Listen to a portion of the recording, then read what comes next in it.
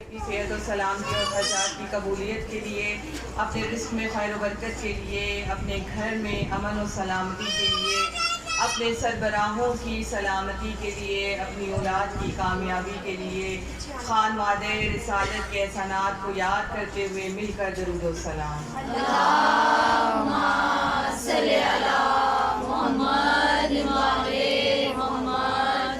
ہمارے وارث کے ظہور میں تاجیل کے لیے بآواز بلند صلوات۔ اللہم صلی علی محمد وعلی محمد۔ مومنات گرامی، اس بارگاہ میں کل سے زیارات کی برآمدگی شروع ہو رہی ہے، تو آپ سب سے شرکت کی بھرپور استطاعت۔ آئیے، فرصت دیجیے اور خیرات لے کے جائیے، اور ٹائم پر آئیے، ٹائم پہ فرصت دیجیے، کیونکہ 10 دن ہے، ہر جگہ فرصت ہے، تو کہیں بھی کوئی بھی فرصے میں کوتاہی نہ ہو۔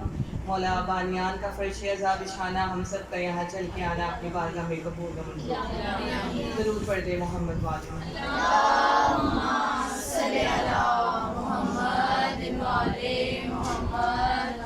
اعوذ باللہ من الشیطان الرجیم، بسم اللہ الرحمن الرحیم، الحمد للہ رب العالمین، الصلاۃ والسلام علی اشرف الانبیاء والمرسلین وخاتم النبیین بالقاسم محمد۔ اللہم صلی علی محمد وعلی محمد۔ وعلى عترة الطيبين الطاهرين المعصومين، أما بعد، فقد قال الله تعالى في كتابه المبين وقوله الحق وهو أصدق الصادقين، صلوات۔ اللہم صلی علی محمد وعلی محمد۔ تمام تعریفیں اس خدائے بزرگ و برتر کے لیے ہیں جو لائق حمد و ثنا ہے، وہ پروردگار عالم جو اپنی ذات میں یکتا ہے۔ میرے مولا فرماتے ہیں کہ دعا مانگا کرو اپنے رب سے کہ وہ تمہاری عقل اور ادراک کو بلندی عطا کرے تاکہ تم اس کی معرفت حاصل کر سکو۔ وہ پروردگار عالم کہ جس نے اپنی مخلوق کو اپنے خیال اور وہم سے پاک رکھا، جانتے ہیں کیوں؟ اب جتنی مرضی کوشش کر لیں، ہم اپنی پسندیدہ مقرب ہستیوں کا تو خاکہ بنا سکتے ہیں، بنا بھی لیا لوگوں نے، لیکن رب کی صورت نہیں بنا سکتے، کیونکہ اللہ نے اپنی تمام مخلوق کو اپنے وہم اور خیال سے مبرہ کیا، اس لیے تاکہ کوئی بھی اس کو محدود نہ کر سکے، صرف کیونکہ وہ ہمیشہ سے لامحدود ہے، اور خدا نے نظر کو بھی محدود کر دیا تاکہ اس تک رسائی حاصل کرنے کے بعد پلٹ کر کوئی عکس نہ بنا سکے۔ وہ پروردگار عالم کہ جس کے لیے کوئی مکان اور جگہ محدود نہیں ہے، وہ لامکاں ہے۔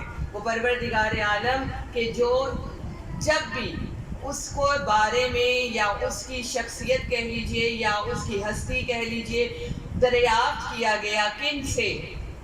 مقرب ہستیاں، صالحین، انبیاء، رسول، تو انہوں نے یہ نہیں کہا کہ اللہ دکھنے میں ایسا ہے، انہوں نے کہا اللہ کو دیکھنا ہے سورج کو دیکھو، اللہ کو دیکھنا ہے چاند کی ٹھنڈک کو محسوس کرو، اللہ کی رحمت دیکھنی ہے تو ذرا بلند پہاڑوں کو دیکھو جو ٹھہرے ہوئے ہیں، یعنی انہوں نے اللہ کی قدرت سے اللہ کے ہونے کی دلیل دی، اور جب یہ دلیل دی گئی تو بڑی سے بڑی ہستی نے بھی انکار نہیں کیا، کیونکہ کوئی تو ہے کہ جو یہ بنا رہا ہے، اور یہ بنا رہا ہے اور یہ عیاں ہے۔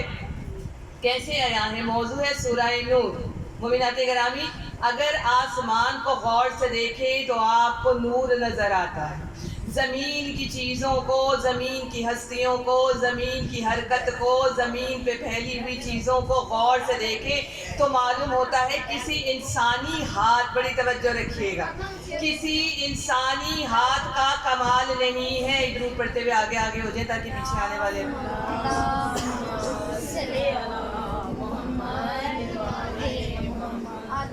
پھر بھی صلوات۔